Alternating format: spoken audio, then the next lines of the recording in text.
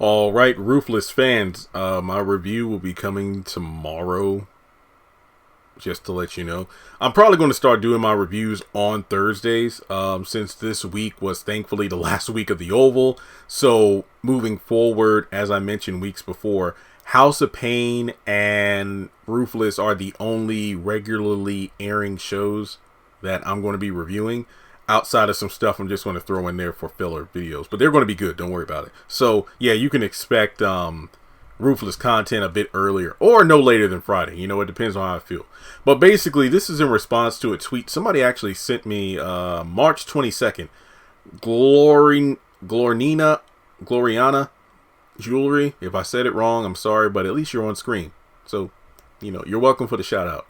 And this isn't me calling anybody out. This is somebody who sent me the tweet and it's like, Jeremy, what are your thoughts? I need Tyler Perry to do a spin-off sequel. I need to know how Tyrone became the highest.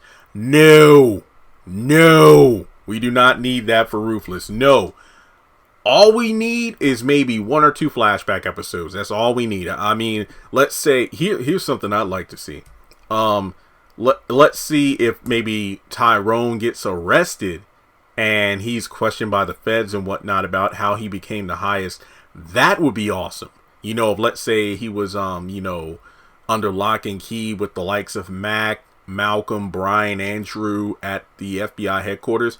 I feel like that would be a good way to close out the series. Like, the ending is how things began to, before the series even started, to know what happened. I mean, Nancy said, what his origins were back in the Oval season 1 when Tally came over to her house. But Tyrone, last name I forgot, but yeah, he's a con artist. He's a manipulator. He's always in and out of jail. That would be a great way to do it, where you have flashbacks, showing how he came up. Hell, you can even have flashbacks to when he told Elder Mother about his own mother and how, he had to deal with sexual abuse and whatnot when he was younger. And then Daikon talking about how they met in prison, and from there how they began to cult, and Roof and Tally when they were out on the street.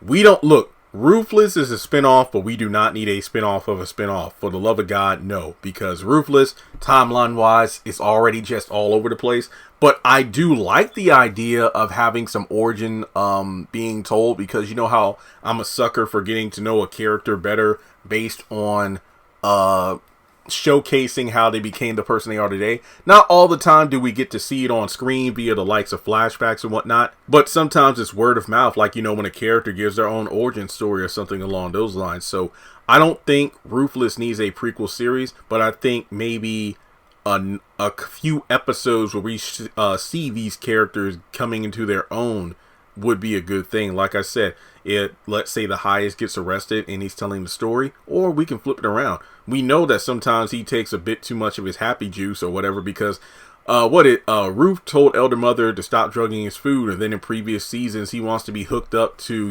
his drugs so he can calm down. But then there are times where it's like, hey, if you take another dose you're going to die. Let's say he ODs, and then we see a look into the highest mind in terms of how he got to where he is today.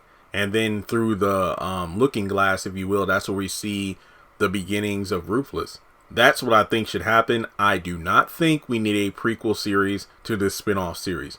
Just my 2 cents. But let me know your thoughts in the comment section below. I'd love to see the recruitment saga, if you will, of how certain characters like the likes of River or Elder Mother came to the compound. That would be pretty cool. I mean, as somebody who what was it, in 2020? That's when I first watched Yu Yu Hawk show for the first time, and the Sensui arc, which I felt was not good when I first watched it, but then when I watched it again, I'm like, oh, it's complex. They just didn't properly utilize it. You got Shinobu Sensui, who was a master manipulator with 7 different personalities, and he was able to recruit people to his cause, and I'm like, yeah, we need to see that. How did the highest, or how did Daikon, or how did River, or how did this person recruit certain members to the compound? I would love to see it, but not as a series in itself, but kind of as the lost episodes of Ruthless. I will be here for it. So, with that being said, that's all I have to say right now on this particular topic. Let me know your thoughts in the comment section below. But hit the thumbs up button to show you like the video. Hit subscribe. Hit that bell icon to select all. That way you don't miss out whenever I post content on the channel. Follow me on social media and hit the bell icon and select all. That way you don't miss out whenever I post content on the channel.